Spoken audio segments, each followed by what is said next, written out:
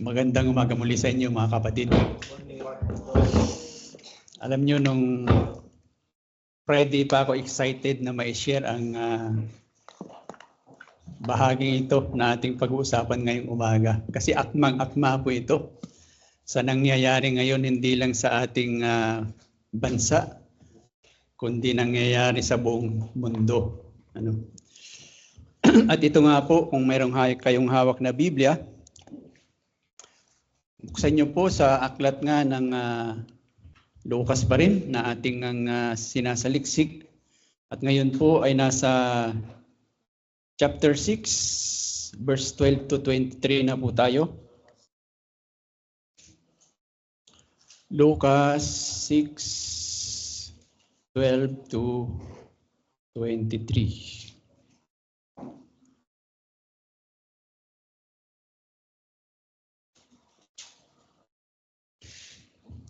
Pero bago po natin basahin ang salita ng ating Panginoon,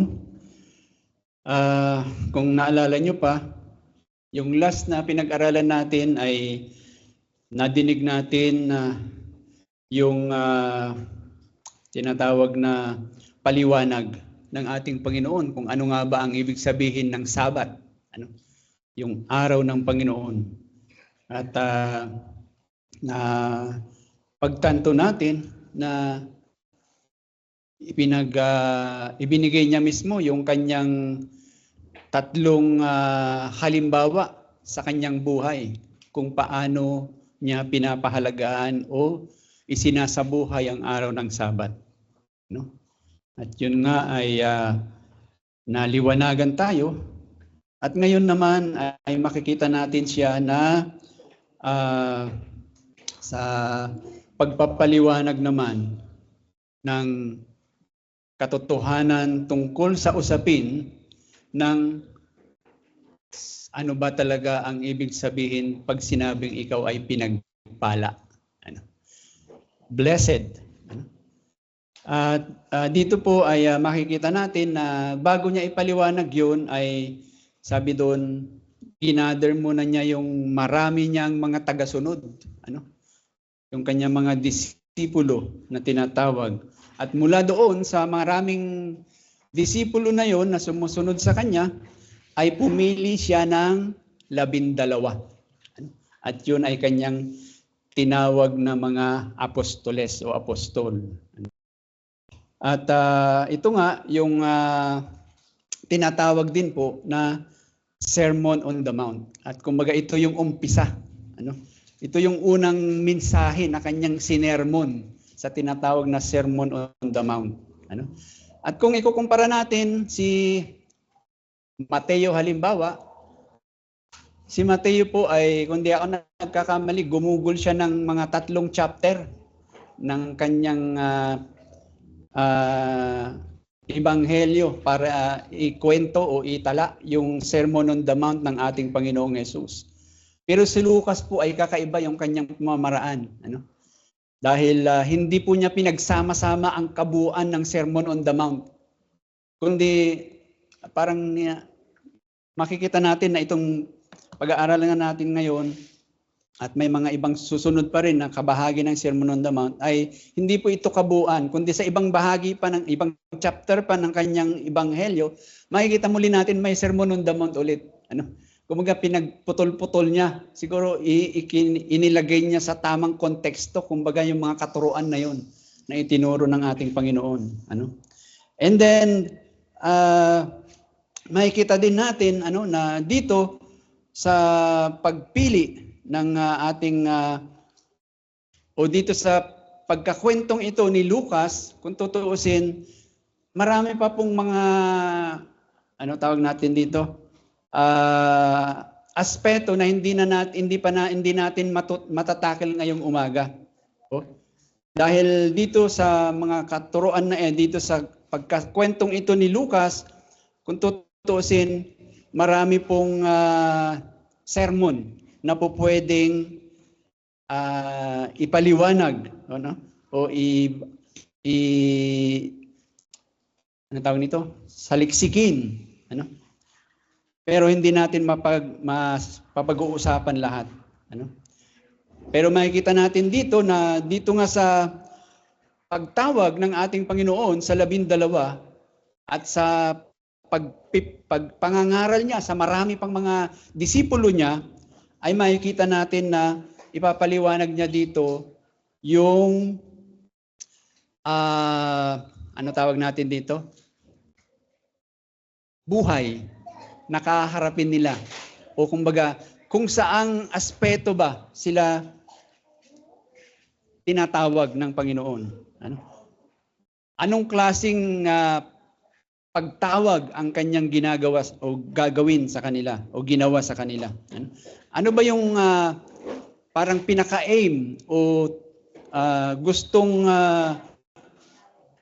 iparating ng Panginoon sa mga disipulo niyang ito, lalong-lalo doon sa 12? At makikita natin mamaya na dito ipapaliwanag niya at ipapaintindi niya na mabuti sa kanila, at sana ganun din tayo, maintindihan din nating mabuti kung ano ba talaga ang ibig sabihin ng pinagpala. At siyempre, ang kaugnay na salita kasi ng salitang blessed o pinagpala, kung sa English, blessed, ang kaugnay niyan ay happiness. At sa Tagalog naman, pinagpala, ang kaugnay naman niyan ay kagalakan. So pag ikaw ay pinagpapala, tunay na ikaw ay nagagalak, mayroon ding totoong kagalakan. At makikita natin na sa ginagawang ito ng Panginoon na pagpapaliwanag niya, ano ba talaga ang totoong pinagpala at ano ba talaga ang totoong kagalakan, sa totoo lang, inihahanda niya yung kanyang mga disipulo, lalong-lalo na ngayon 12, na kanyang ipapadala sa kung ano talaga ang giyera, na kanilang kahaharapin. At makikita natin na yung paliwanag ng ating Panginoon ay hindi po mabulaklak. Hindi po kung pakikinggan mo lang, una mong mapapakinggan, ay sabihin mo, ha? Ganyan? Di ba? Parang hindi mo gugustuhin. Kasi hindi siya yung parang nanliligaw ba, na pipitasin ko ang bituin, sasabihin niya ang lahat ng magaganda para mapasagot niya yung nililigawan niya. Dito, nagsasabi ang Panginoon ng katotohanan at pawang katotohanan lamang, at hindi po nakakaigaya, ika nga. Hindi masarap kung kahit pinapakinggan mo pa lang. Pero sinasabi niya yung hindi parang negative, sabihin na lang natin na kaharapin nila.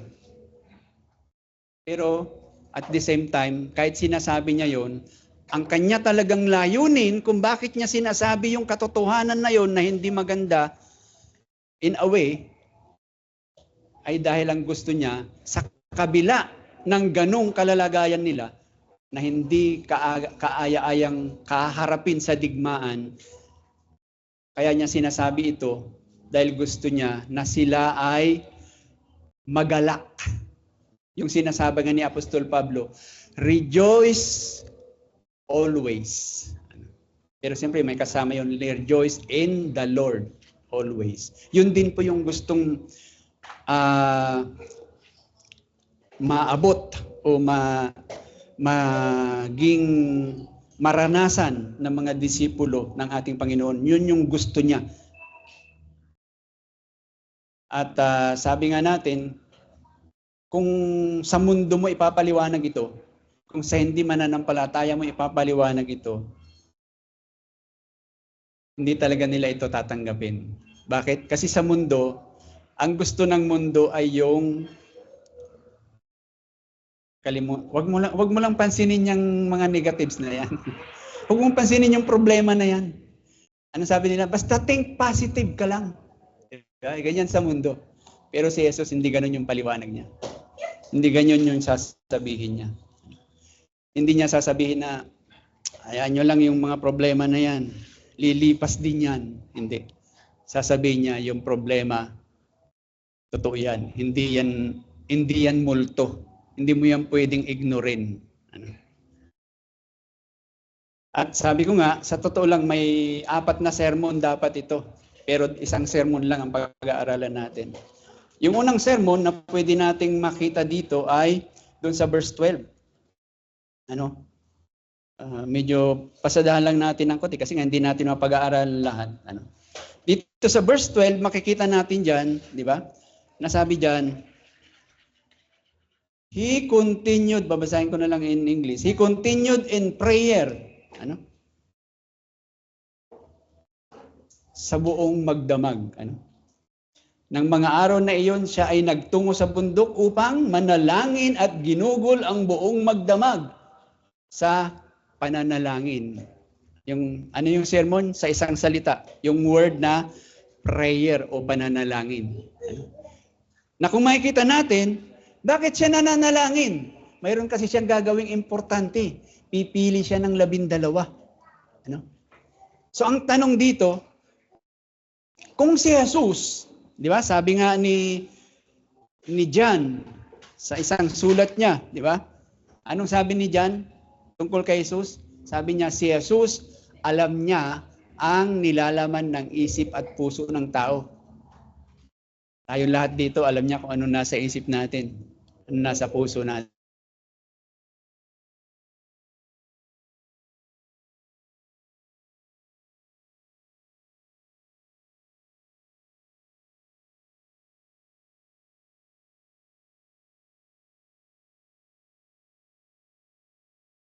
Buong magdamag bago niya gawin yung pagpili.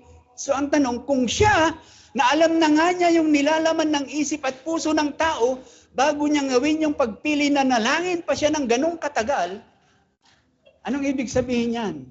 Tayo, kahit siguro sa pinakamaliit lang na desisyon na pwede nating gawin bago nating desisyonan yan, dapat lang ipanalangin din natin. Di ba? Pero hindi po yan yung pag-uusapan natin ngayon. Later on siguro sa ibang panahon. Pangalawang sermon na pwede nating makita dito sa verse 13. Di ba? Sabi niya sa verse 13, kinaumagahan naman, pagkatapos niyang manalangin, ay anong kanyang ginawa? Kanyang inipo ng kanyang mga alagad at pumili siya ng 12. Isang salita ulit, yung word na 12 o 12. At ano naman yan? Anong sermon yan? Napakahalaga po niyan kasi yung sinasabi dito, di ba kasi pwede naman siyang pumili 13. Ayaw natin yun. O kaya 15 kaya, o 20 kaya. Bakit 12? May kahulugan po yan mga kapatid. Kasi alam ninyo sa Lumang Tipan may 12 din na dinala ni Moises sa Promised Land. Di ba? So dito sinasabi sa atin din ng Panginoon na yung 12 ay larawan ng bagong bayan ng Diyos, bagong Israel. Na na dadalhin hindi na ni Moises at hindi na sa lupang pangako na nagkagulo-gulo din pagkatapos, kung hindi sa bagong lupang pangako. Na itong 12 nire-represent ng 12 apostol ay hindi lang 12 na mula sa lahi ng Israel mismo, kundi 12 na mula sa lahat ng dako ng mundo, sa lahat ng lahi ng tao.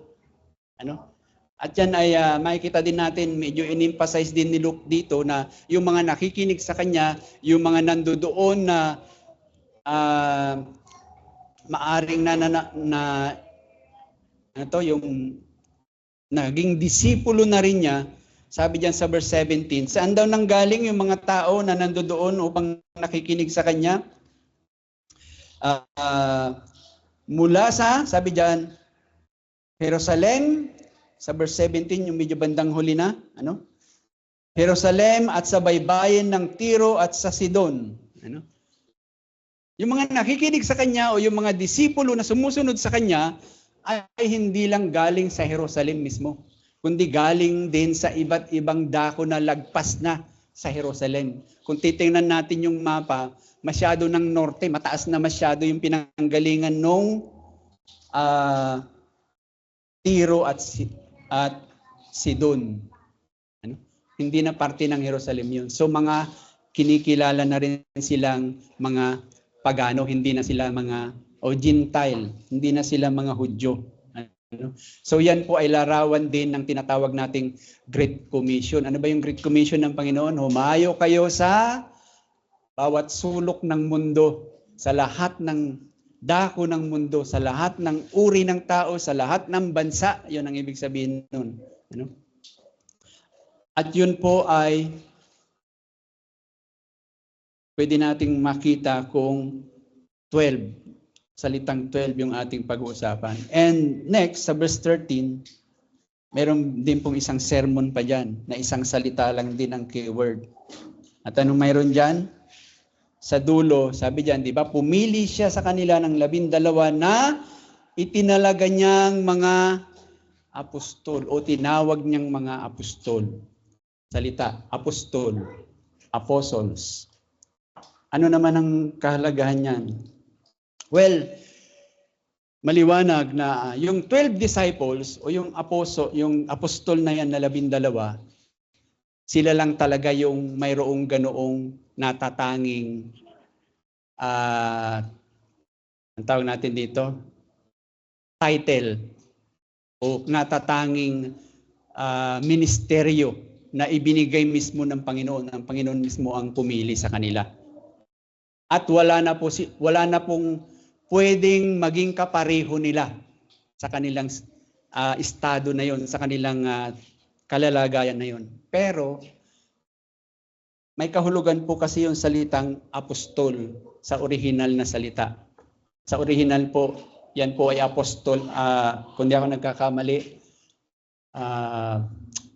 ang kahulugan niyan ay the sent one, yung mga ipinadala o ang mga ipinahayo. Di ba? Yan ang kahulugan sa original ng salitang apostol. Ano? At sino ba ang pinapahayo ng Panginoon? Hindi lang yung 12. Kung pag-aaralan natin ang Great Commission, ang kasama sa sinasabihan ng Panginoon na humayo kayo sa lahat ng dako ng mundo ay lahat po ng mga mananampalataya. Lahat ng kanyang mga disipulo. Kasama po tayo doon kung tayo nananampalataya sa Panginoon. At ako'y naniniwala na nananampalataya naman po tayong lahat sa Panginoon dito sa kwartong ito. Kasama po tayo doon. Yun po ang ibig sabihin ng apostol o kahalagahan ng salitang apostol. Sent out. So, ito pala yung translation niya sa original, apostolos. Malapit lang naman. Apostoles, apostolos sa Greek. At ang kahulugan niyan ay sent out. Pero sabi ko nga, yung tatlong yan, hindi natin mapag-usapan ngayong umaga. Kaya binigyan ko na kayo ng konting patikim. Pero ang pag-uusapan talaga natin ay sa verse 20 to 23. At dito makikita nga natin yung pagnanais ng Panginoon na maunawaan ang mga katotohanan ito na kanyang ipapaliwanag sa kanyang mga disipulo. Pag sinabing natin mga disipulo, hindi lang yung 12, kundi kung gaano man karami yung mga tao na yun na nananampalataya sa kanya, na sumusunod sa kanya, ay gusto niyang ipaliwanag sa kanila ano ba talaga ang kahulugan ng totoong pinagpala. At dahil pinagpala ka, ay mayroong ka ring totoong kagalakan. So, yan po yung gusto niyang ipaliwanag sa kanila. Na kumbaga, sa gitna ng giyera na kaharapin ninyo, sinasabi niya, ay matuto o manatili kayo na mayroong buhay na sa kabila ng mga pagsubok, sa kabila ng mga problema sa inyong pakikipagdigma, ay nananatili kayong magalak o nagagalak. At bago po natin basahin yung salita ng ating Panginoon, tayo po muna ay manalangin. Aming Diyos, Amang banal na makapangyarihan sa lahat. Sinabi niyo nga po sa inyong salita, lalo na sa sulat nga po ni Apostol Pablo kay Timoteo, na ang lahat po ng kasulatan ay inyong gagamitin upang kami ay turuan, upang kami ay i-correct, o upang kami ay gabayan sa tamang pamumuhay. Kung kaya't sa umagang ito, Panginoon, aming ipinagkakatiwala sa inyo ang mga bahagi ng inyong banal na kasulatan na amin pong pagbubulay-bulayan ngayon. Loobin mo nga po, Panginoon, na sa pamagitan nga po ng inyong salita ay muli nyo nga po kaming bigyan ng patuloy na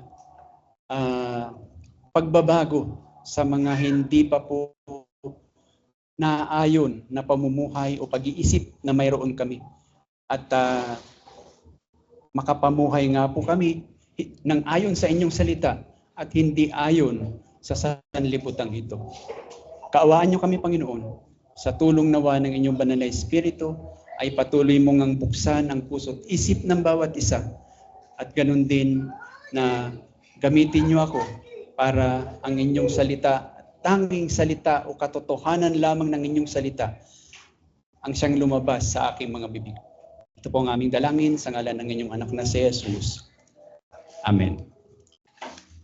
So ito po ang salita ng ating Panginoon, ating pong pakinggan ng may patuloy na pagpapakumbaba. Luke chapter 6, mula po sa 12. Nang mga araw na iyon, siya ay nagtungo sa bundok upang manalangin at ginugol ang buong magdamag sa pananalangin. Kinaumagahan, tinawag niya ang kanyang mga alagad at siya ay pumili mula sa kanila ng 12 at itinalaga niyang mga apostol. Si Simon na tinawag niyang Pedro, si Andres na kanyang kapatid, si Santiago, si Juan, si Felipe, si Bartolome, si Mateo, si Tomas, si Santiago na anak ni Alfeo, si Simon na tinawag ng Masigasig, at si Judas na anak ni Santiago, at si Judas Iscariote na naging taksil. Bumaba siya na kasama nila at tumayo sa isang patag na lugar. Naroon ang marami sa kanyang mga alagad at ang napakaraming tao buhat sa Judea, sa Jerusalem at sa baybayin ng Tiro at Sidon na pumaroon upang makinig sa kanya at magpagaling sa kanilang mga sakit. At ang mga pinapahirapan ng mga masasamang espiritu ay pinagaling. Pinagsikapan ng lahat na siya ay mahipo sapagkat may kapangyarihang nanggagaling sa kanya at pinagagaling niya ang lahat. Verse 20, tumingin siya sa kanyang mga alagad at sinabi, mapalad kayong mga dukha sapagkat sa inyo ang kaharian ng Diyos. Mapalad kayong mga nagugutom ngayon sapagkat kayo'y bubusugin. Mapalad kayong tumatangis ngayon sapagkat kayo'y tatawa. Mapalad kayo kung kayo'y kapupuutan ng mga tao, kung kayo'y layuan at kayo'y alipustain at itakwil ang inyong pangalan na tila masama dahil sa anak ng tao. Magalak kayo sa araw na iyon at lumukso kayo sa tuwa sapagkat malaki ang inyong gantimpala sa langit sapagkat gayon din ang ginawa nila sa kanilang mga ninuno sa mga propeta. Purihin ang Panginoon sa pagkabasa ng kanyang salita. Nawa siya ang patuloy na magtanim nito sa ating mga puso, ang dakila, walang mali at buhay na salita ng ating Panginoon. So dito nga, mga kapatid, nakita po natin yung salita ng ating Panginoon, narinig natin, at sabi ko nga, ang pag-aaralan natin ay yung may kinalaman sa ano ba talaga ang totoong pinagpala. O ano ba talaga pag sinabi nating kagalakan. Ito, kung ating susukatin, ano ba ang totoong kagalakan? Kung ikukumpara natin kung paano sinusukat ng mundo ang totoong kagalakan kumpara sa pagsukat ng isang mananampalataya, kung ano ang kagalakan, magkaiba po. Ibang-iba paano nila sinusukat at kung paano din natin ito sinusukat.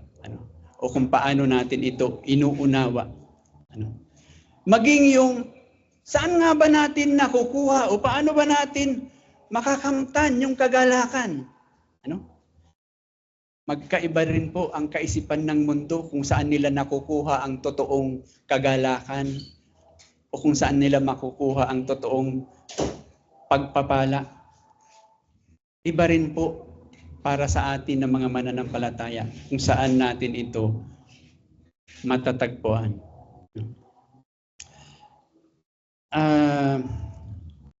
Kakaiba talaga ang ating Panginoon. Interesting, kumbaga. Bakit?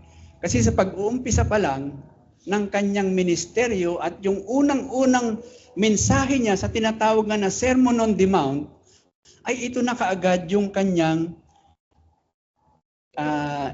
itinuro tungkol nga sa tinatawag na pinagpala o blessing. Na sa totoo lang, kahit naman tayo mga Kristiyano kung minsan, hindi lang siguro nga minsan madalas. Madalas nating banggitin itong salitang ito. Di ba? God bless you. Di ba? O kaya pag may mga uy, blessing yan. Di ba? Napapansin niyo yun? Binabanggit natin yon. Pero, binabanggit natin yon, pero hindi talaga masyadong iniisip natin. Paano ba talaga ang kahulugan ng salitang yan? Kasi kung isasama rin natin, ano ba talagang ibig sabihin ng salitang blessing o pinagpala? Ito po, sasabihin ko muna sa English. To experience blessing is to experience the favor of God. Kumbaga, pag sinabing pinagpala ka, yung bang ibinibigay sa iyo yung pabor ng Diyos. Galing talaga sa Diyos yan na pabor. At anong klaseng pabor ito? Ito po yung tinatawag natin na pabor na hindi nauubos. Hindi kumukupas. Yan po yung totoong pinagpala. Yung, kumbaga, yung malaman mo, yung maranasan mo, yung totoong pagpapala na walang katapusan. Yan po yung totoong kahulugan ng blessing o pinagpala. Kung kaya't, kung mayroon ka niyan, mayroon ka ring totoong kagalakan o happiness. Dahil galing na ito sa Diyos.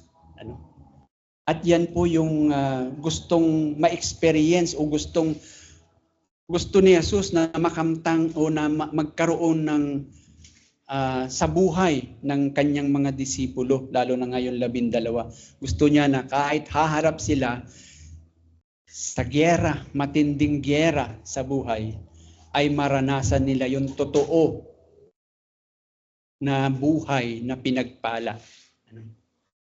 At kung makikita po natin sa buong ministeryo ng ating Panginoon, kung sasaliksikin nating mabuti ang ebanghelyo, yung 4 na ebanghelyo, ay makikita natin yan yung isa sa target o ninanais ng ating Panginoon na makamtan talaga ng kanyang mga alagad, unang mga nananampalataya sa kanya, at kasama po tayo doon. Alam natin na sinabi niya sa sulat ni John, chapter 10, verse 10. Di ba? Ano sabi niya? Pumunta ako dito para ano? Para magkaroon kayo ng buhay na ganap at kasiyasiya. Yan talaga ang gusto niya, na magkaroon o na mayroon ang mga nananampalataya sa kanya.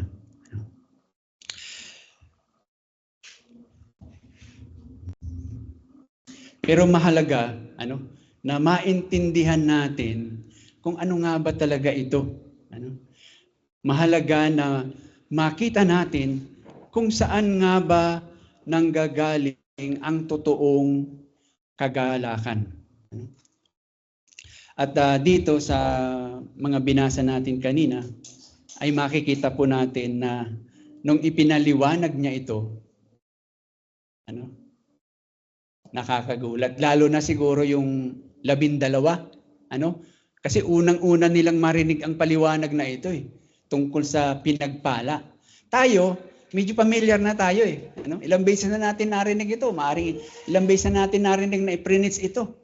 Kaya pag narinig natin, medyo parang alam ko na yan Di ba? Hindi na tayo nagugulat. Pero i-imagine ninyo, yung mga disipulo niya, unang-una nilang marinig itong mga pananalitang ito tungkol sa pinagpala. Maaring napakamot sila ng ulo, di ba? Makalumaki yung mga mata nila, ha? Ano yun? Pero sabi nga, makikita natin na ito talaga yung totoo. Ito yung katotohanan kung pagpapala o kagalakan ang pag-uusapan. Kung kaya't ipapaliwanag mabuti ito ni Jesus sa kanyang pinili na 12, lalo na, at sa kanyang mga alagad. At kumbaga, bakit natin nasabi na gustong-gusto niya talagang maunawaan ng kanyang mga alagad ang katotohanan ito? Kung makita ninyo, sabi diyan sa verse 20, sabi niya, nung mag-umpisa na siyang magturo, nung mag-umpisa na siyang magsabi ng mapalad, anong kanyang ginawa muna? Tumingin siya sa kanyang mga alagad. Tumingin siya sa mata. Tumitig siya sa kanyang mga alagad. Kasi maraming tao pero nung magsalita na siya tungkol sa mapalad, tumingin siya sa kanyang mga alagad. And naintindihan ko siya sa bagay na iyon. Kasi di ba, ano tawag nito? Ako tumitingin din ako sa inyo. Pero sinasabi ko pa na makinig kayo. Kasi gustong-gusto ni Jesus na maintindihan nila ito. Gustong-gusto ni Jesus na hindi lang nila marinig, kundi maunawaan nila, maisapuso nila. At kami mga nagpipreach, yun din po ang gusto namin. Na ang mga ipinapangaral namin ay inyo rin pong maintindihan. Inyo rin pong maisapuso. Na kumbaga, magugulat nga lang tayo, o nagulat nga lang siguro sila. Bakit? Kasi tingnan ninyo, sabi niya, mapalad kayo, mga dukha. Unang salita pa lang, mapalad kayong mga dukha. At yung pangalawa, mapalad kayong mga nagugutom ngayon. Ano? Mapalad kayo kapag tumatangis kayo ngayon. Mapalad kayo kapag kinapupuutan kayo ng mga tao. Nilalayuan nila kayo. Inaalipusta nila kayo. Itinatakwil nila kayo. Dahil sa pangalan ng anak ng tao. Ano? Nakakapanindig balahibo nga no? Kasi mapalad, pero ano yun? Ano? Shocking talaga. Ano?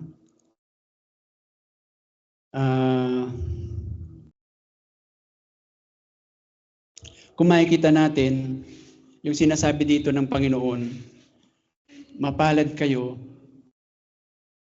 pero kung titingnan natin ang tingin ng mundo sa mapalad, magkaiba. Diba? Ibang-iba. Ano?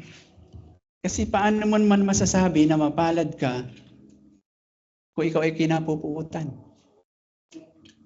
O paanong sasang-ayon sa iyo ang mundo? Pag sinabi mong mapalad ako kasi kinapuputan mo ako. Actually, mayroon pang hindi nasabi dito ang Panginoong Hesus eh. Mapalad kayo pag kayo ay humantong sa kamatayan dahil sa inyong pagsunod sa akin. Kasi alam natin yun ang inabot ng mga alagad, lalo na yung 12. Alam niyo ba yun? Mayroong libro nung binabasa ko nung nasa Bible school pa ako, yung title nun, The Martyrs. Ano? Pero hindi yun yung mga martyrs na 3 paring martyrs. Ano? Kundi yun talaga yung totoong martyrs ng pananampalataya. Nandun lahat yung naging buhay ng mga, hindi lang nung 12 alagad, kundi nung mga iba pang mga naunang alagad. Ano? Na inabot nila yung, mayroon dyan yung sinunog sa plaza, itinali doon, nila, binuhusan ng alkitran, tapos ginawang sulo, mga ganyan. Di ba? At habang nasutupok sila, tinatanong, itatatwa mo na si Kristo? Pag hindi pa, hindi ko papatayin niya. Pero pag tinatwa mo, papatayin ko na yan. Pero walang sumuko. Hanggang sa sila'y naupos, kay Kristo pa rin sila. Ano? Yun yung mga mababasa natin doon sa libro na yun. Pero anong sinasabi ng Panginoon? Mapalad kayo pagka dinanas ninyo yan. Bakit niya sinasabi ito? Sabi ko nga, kasi inihahanda niya yung kanyang mga disipulo, lalong-lalo na yung 12, sa kung ano talaga yung kanilang kahaharapin. Ano? He is preparing these disciples for battle. Gera. May gera silang kahaharapin. Pero sabi nga natin,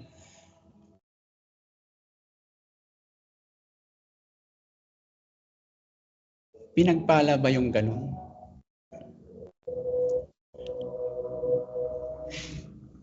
Pinagpala ba yung nararanasan mo yung sakit? Pinagpala ba yung gutom ka na at parang dahil sa gutom ay feeling mo hindi ka natatagal? Pinagpala ba yung dahil sa iyong kalungkutan o sa hirap ng iyong nararanasan ay wala ka nang magawa kung hindi umiyak ka na lang at hindi mo na mapigilan ang iyong pagluha? Pinagpala ba yun? Pinagpala ba yung Yung mga tao na akala mo, maaasahan mo sa oras ng kahirapan mo, nung naghihirap ka na, sila pa yung lalong umapak sa'yo para ilublob ka. Inakadapa ka na nga, akala mo sila yung tutulong sa'yo para bangunin ka. Pinagpala ba yun? Di ba?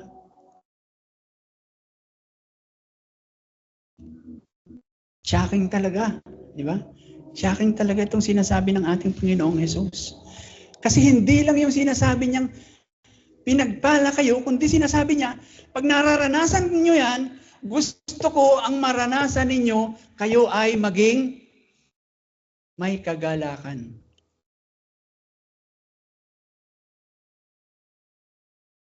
Siyempre, ang tanong dyan,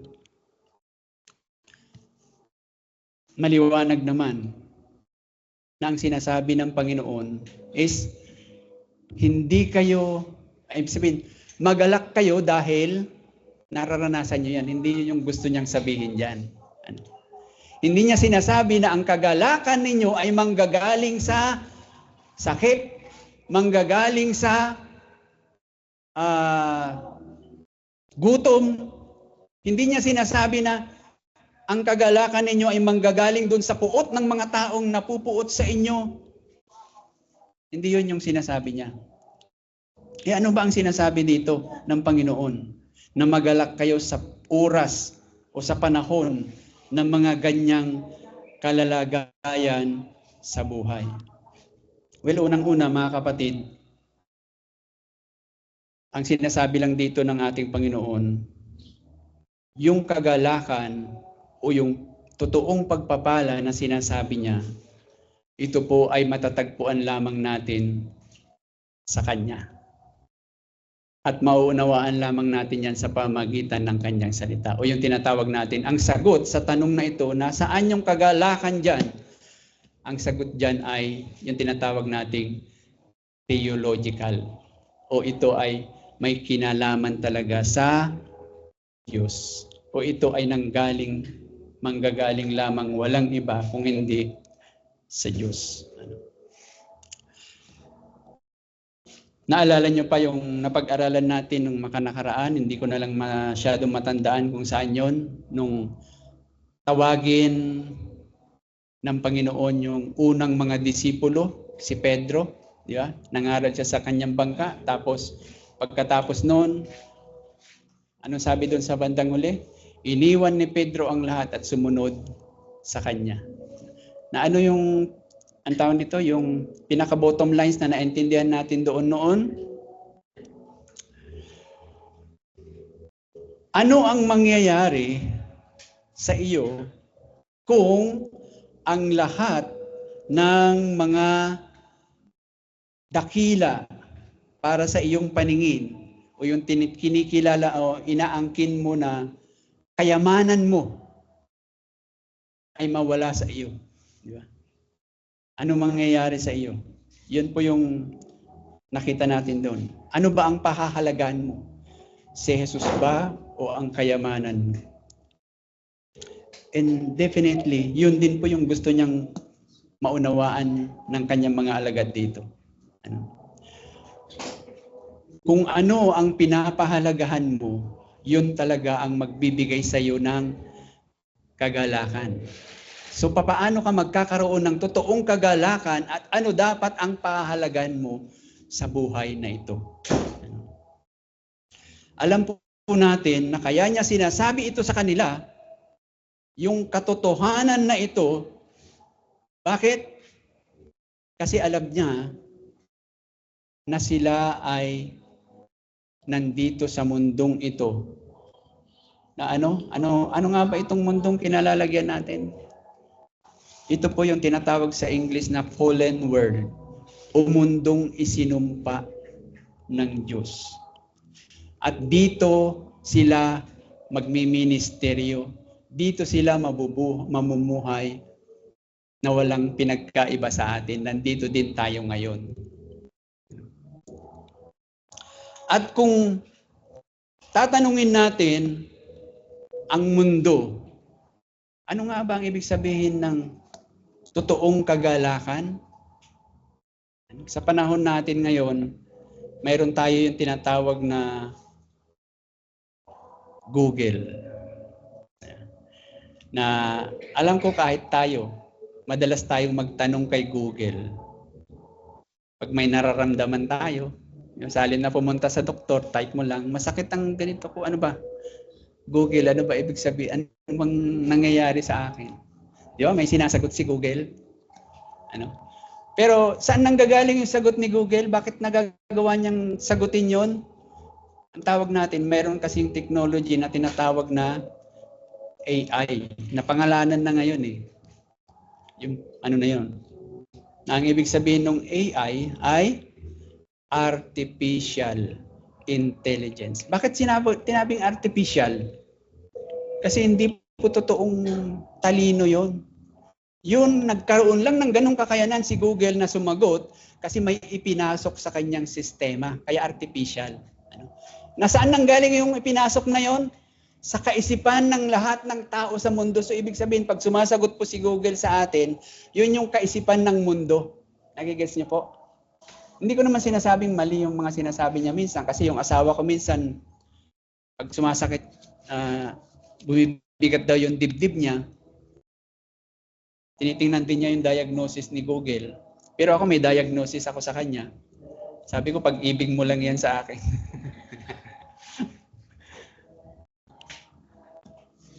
Pero sa katotohanan mga kapatid, ang sinasabi sa atin dito ng Panginoon, ang tingin ng mundo o ang paniniwala ng mundo, pag sinabing kagalakan, pag sinabing pinagpala, napaka magkaiba po ang kahulugan niyan. Magkaiba po ang ibig sabihin niyan. Kasi sa Panginoon o sa banal na kasulatan at dito sa sinasabi sa atin ng ating Panginoon, pag sinabing totoong kagalakan,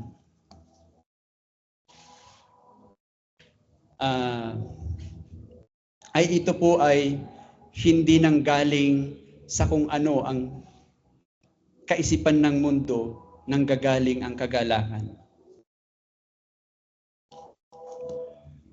Kumbaga yung kagalakan, ang sinasabi dito ng Panginoon, ganito, makinig kayo. Ang totoong kagalakan, okay, ay sinasabi ng Panginoon, mawala na ang lahat sa mundong ito.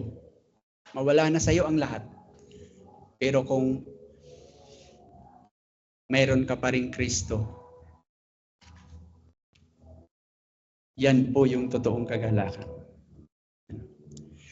Maging, ito yung word natin mga Pilipino eh, maging mas mahirap ka pa sa daga kung nasa iyo pa rin si Kristo.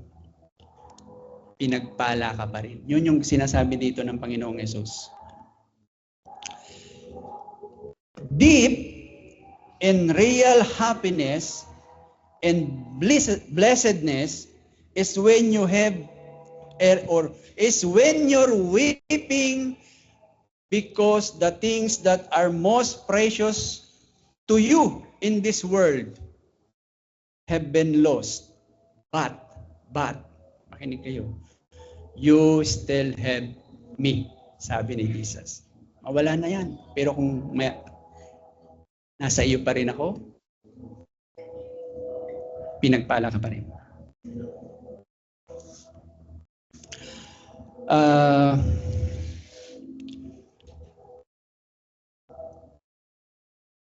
Maaring sabihin natin, madaling sabihin yan, pastor o brother. Pero tingin ko, malapit na akong bumitaw eh. Malapit na akong malaglag. Parang daliri ko na lang yata nakakapit. Matindi talaga yung pinagdadaanan ko ngayon.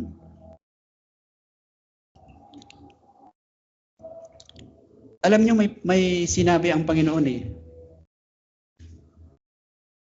Sa aklat ng Juan pa rin.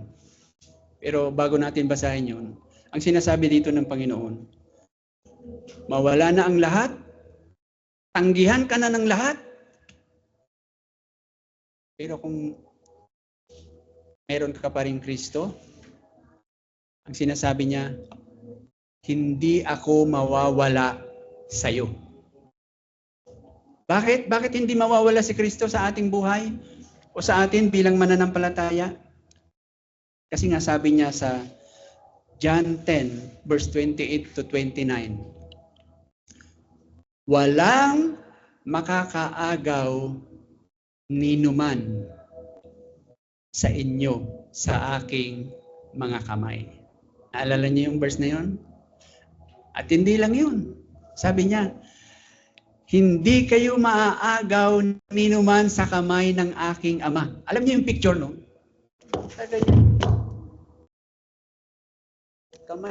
Kamay ni Jesus, kamay ng Panginoong ng Diyos Ama, magkataklob. Hinahawak. Kung kaya sabi ng Panginoong Jesus, yan yung totoong pinagpala. Yan yung totoong kagalakan kung mayroon kanyan. Kung ikaw ay nasa akin at ako ay nasa iyo. Alam nyo, sabi ko nga kanina, yung mga binanggit dito, kahirapan, taggutom, pagtakwil ng lahat ng tao, naranasan yan talaga ng mga unang disipulo, lalo na yung 12. Di ba? Kaya nga sila humantong sa kaparusahan ng kamatayan. Talagang naranasan nila ang lahat ng ito. Ano?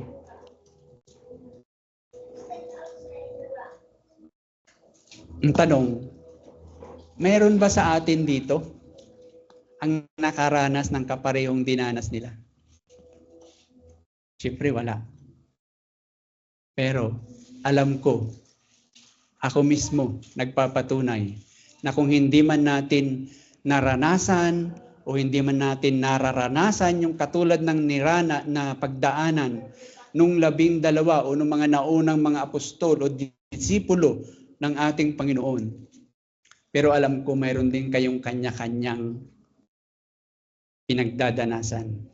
Meron din kayong kanya-kanyang pagsubok na dinadanas ngayon. Ano? Hindi maaring hindi ka pareho ng sa kanila.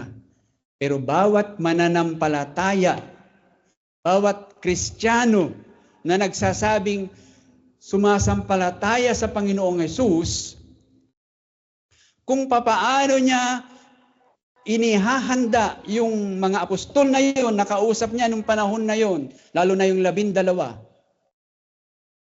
tayo din ay inihahanda ng Panginoon. Kaya napapag-aralan natin ito ngayon. Bakit? Kasi lahat tayo ay inihahanda ng Panginoon para sa giyera na mayroon tayo sa mundong ito.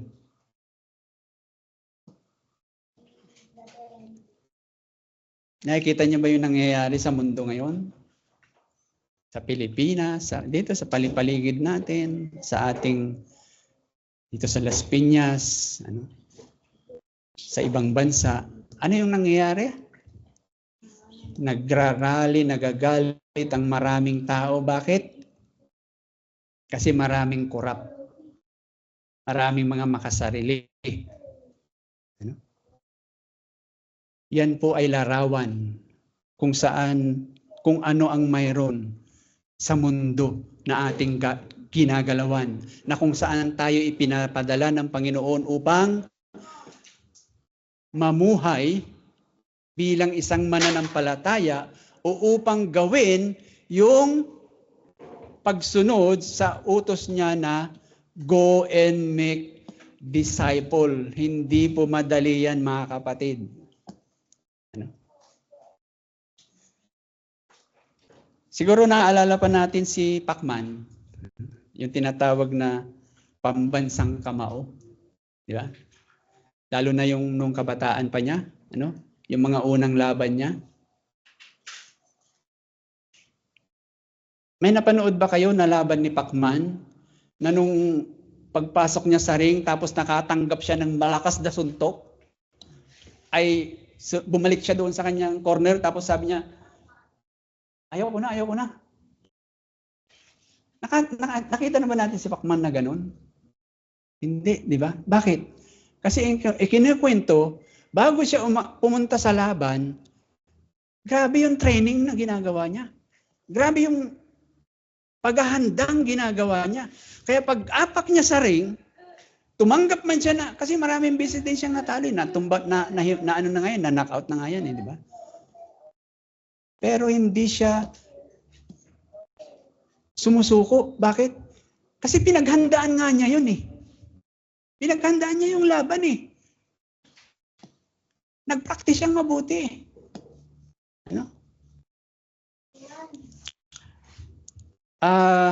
Ewan ko, meron ba sa inyong kakilala na sundalo o army kaya? Di ba? Kahit nga sa mga napapanood nating mga, kahit pelikula lang, na giyera ng mga laban ng sumasalakay ang kalaban o yung army din mismo ang pupunta sa kampo ng kalaban para huliin sila o para tugisin sila. Wala tayong mababalitaan na pag ang isang sundalo, ang isang army ay sumugod sa kalaban at nakarinig ng putok ng baril, ay babalik siya sa kanyang commander at sasabihin niya, "Commander, may problema tayo. May bumabaril sa atin." Hindi niya sasabihin yun. Kung hindi, pag ang isang sundalo pumunta sa giyera at nakarinig siya ng baril, nakaramdam siya na may bumabaril sa kanya, anong gagawin niya? Gagawin niya kung ano yung paghahandang ginawa sa kanya bago siya pumunta sa giyera. Automatic yun. Alam niya kung ano yung kanyang gagawin kasi pinaghandaan niya yun. Nagigets niyo kung anong ginagawa ng Panginoong Hesus? Yan po yung ginagawa ng Panginoong Hesus sa kanyang mga alagad dito. At yan din po ang gusto ng Panginoon na maunawaan natin.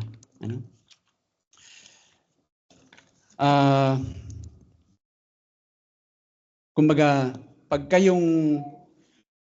nung si Pacman, pag umakyat na sa luna at nag-umpisa na yung bakbakan, nasa isip ni Pacman, ito na yun. Laban na to. At ganun din yung mga sundalo. Pag nakarinig sila na ng putok dahil pumunta sila sa giyera, automatic na yun. Ito na yun. Giyera na. Pero ito, mga kapatid,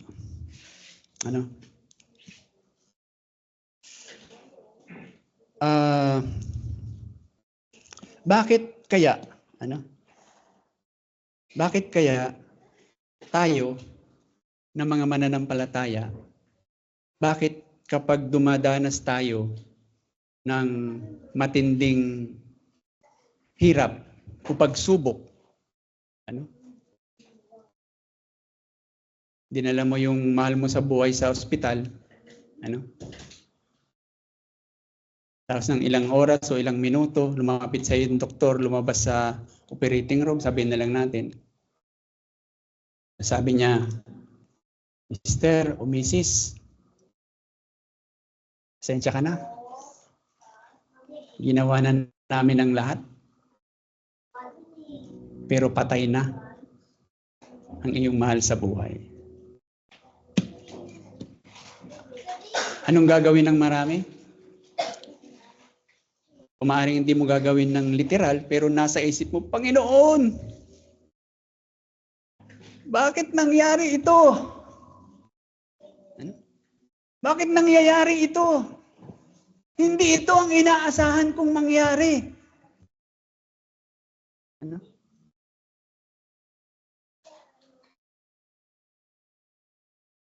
Ito yung ginagawa ng Panginoon sa kanyang mga alagad na maging handa sila sa ganitong sitwasyon.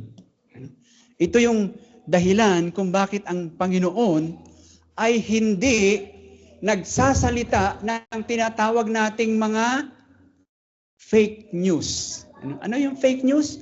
Yung kaisipan ng mundo. Ano yung kaisipan ng mundo? Babasahin ko lang ha. Yung kaisipan ng mundo. Yung sagot ni Google, pag tinanong mo, what is happiness? Ito po. Sabi niya,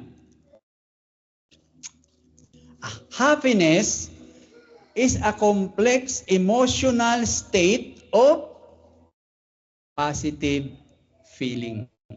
Yun lang ang happiness para sa kanya. Ano pa?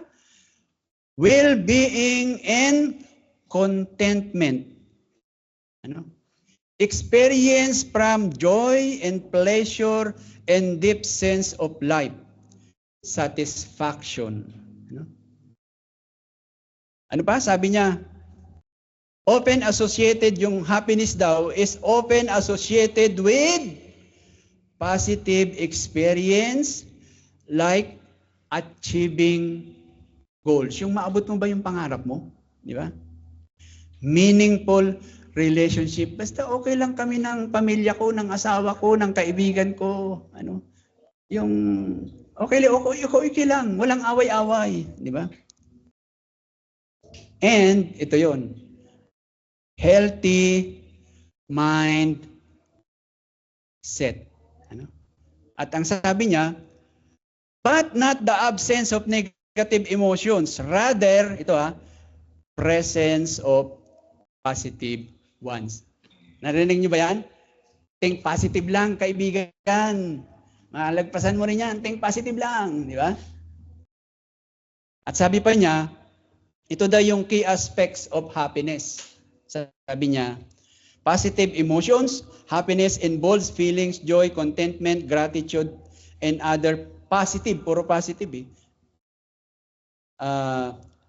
ito pa, life satisfaction include positive in the evaluation of one's life, whole feelings. Feelings is a good, meaningful, and worthwhile. Ano? And then, sense of purpose, feelings of meaning, purpose, and fulfillment contributes significantly to happiness. Okay? And ito pa, the ability to cope with challenges and maintain the positive outlook is a characteristic of a happy person. Yan yung kaisipan ng mundo. Ano? Pag sinabi nating kagalakan o pinagpala. Ano? Pero sabi nga natin, ang turo ng ating Panginoong Hesus ay sinasabi niya na ang totoong kagalakan ay kahit na wala yung mga nabanggit na binasa ko na sagot ni Google tungkol sa kagalakan. Sa halip ay kabaliktaran ang mayroon ka. Pero mayroon kang Jesus. May pananampalataya ka kay Jesus. At siya talaga ang iyong Panginoon at tagapagligtas. Yan yung totoong kagalakan.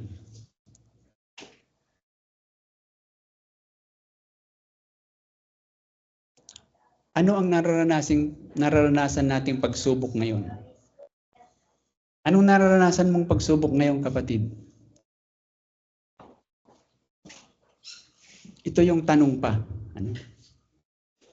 Kung ano man yung nararanasan mong pagsubok ngayon, ang magandang tanong na sagutin mo ay ganito.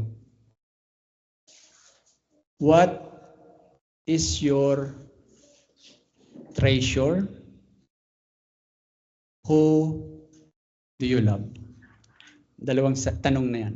Ano talaga ang pinapahalagahan mo? Ano ang itinuturing mong mahalaga sa iyo? At ano talaga ang number one sa pagmamahal mo? Saan ba nakaangkla o nakakabit ang iyong kasiguruhan sa buhay o ang iyong kagalakan? Saan mo ba hinahanap ang iyong kagalakan? Yan yung mga tanong na kailangan mo laging sagutin bilang mananampalataya. Kumbaga, tayo bilang Kristiyano, ang isa sa giyera na ating kinakaharap ay kung mananatili ba tayong nagtitiwala sa Panginoon sa ano pamang sitwasyon ng ating buhay o sinasabi natin sa kahit na pinakamatinding pagsubok, pinakamatinding sitwasyon, pinakamahirap na sitwasyon ng ating buhay, mananatili ba tayong magtitiwala sa Panginoon? Mananatili ba na siya ang pinakamahalaga sa atin? Yan po yung tanong na lagi nating dapat sinasagot sa ating mga pang-araw-araw na buhay. Mananatili ba akong nagtitiwala sa Panginoon sa kung anong kaguluhan, anong sakit, anong kahirapan, anong masamang sitwasyon na kung saan ako naroroon ngayon? Yan yung tanong. Magtitiwala ba ako sa Panginoon at mananatili ba na siya ang pinakamahalaga para sa akin? Alam niyo po, yung ating Panginoon na tinatawag din nating Captain of our salvation, ay alam niya kung ano talaga ang mayroon sa mundong ito. Bakit? Kasi naranasan na niya yan eh. Di ba? Sinabi niya sa aklat ni John pa rin, John 16, verse 33. Di ba? Sinabi niya, in this world, you will have trouble. O kung i-emphasize natin, you will have many or all kinds of trouble. Lahat. Marami talaga sa mundong ito. Nararanasan niyo talaga yan. Pero may good news sa kasunod nun. Ano sabi niya? But take heart. Huwag kayong matakot. Huwag kayong mawala ng pag-asa. Bakit? I have overcome the word. Napagtagumpayan ko na yan. Hindi hinihingi sa atin ng Panginoon na ipapadala ko kayo sa mundong magulo, ipapadala ko kayo sa gyera para i-conquer nyo ang mundo. Hindi. Kasi na-conquer na niya yan. Napagtagumpayan na niya yan. Hindi yan ang hinihingi sa atin ng Panginoon. Ano ang hinihingi sa atin ng Panginoon? Hinihingi sa atin ng Panginoon na pag naranasan natin ang bagsik ng mga makasalanan sa mundong ito. Bagsik ng sakit, bagsik ng kabiguan, bagsik ng kalungkutan, bagsik na mawalan. Ano lang ang hinihingi sa atin ng Panginoon? Magtiwala ka sa akin. Manatili ka na ako, sabi ng Panginoon, ang pahahalagahan mo sa iyong buhay. Trust God, treasure God. Nothing more, nothing less. Tayo po'y manalangin. O aming Panginoon, tunay nga po na kung tutuusin, aaminin namin na kami rin ay naiingganyo minsan na panghawakan kung ano ang pinangahawakan ng sanlibutan ito. Na maabot namin, sinasabi namin na kung maabot ko lang ang aking pangarap, okay na ako. O kung makakamtan ko lang ito, masaya na ako. Pero alam mo, Panginoon, na hindi totoo yan. Dahil ang mundo ay nagkakagulo. Dahil ang mga tao ay hindi po nasasatisfy.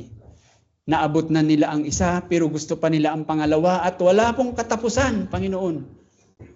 Pero sinasabi mo sa amin ngayon na kung ikaw ay nasa amin at nananatili kaming nagtitiwala sa iyo at nananatiling ikaw lang ang pinakamahalaga sa amin, ay totoong kami na yung pinagpala. Totoong nasa amin ang kagalakan na tunay at mananatili. Kaawaan mo po kami, Panginoon, dahil sa totoo lang, madali pong tanggapin yan sa aming kaisipan, ngunit hindi po namin kayang isabuhay yan. Kung kaya't kami po inyong kaawaan, bigyan mo kami ng kalakasan, bigyan mo kami ng pagnanais na gawin nga po ang inyong kalooban na panghawakan ng inyong mga pangako upang sa aming pamumuhay ay tunay na makita namin at maunawaan namin ang totoong kagalakan. Ito po ang aming dalangin sa ngalan ng inyong anak na si Jesus. Amen.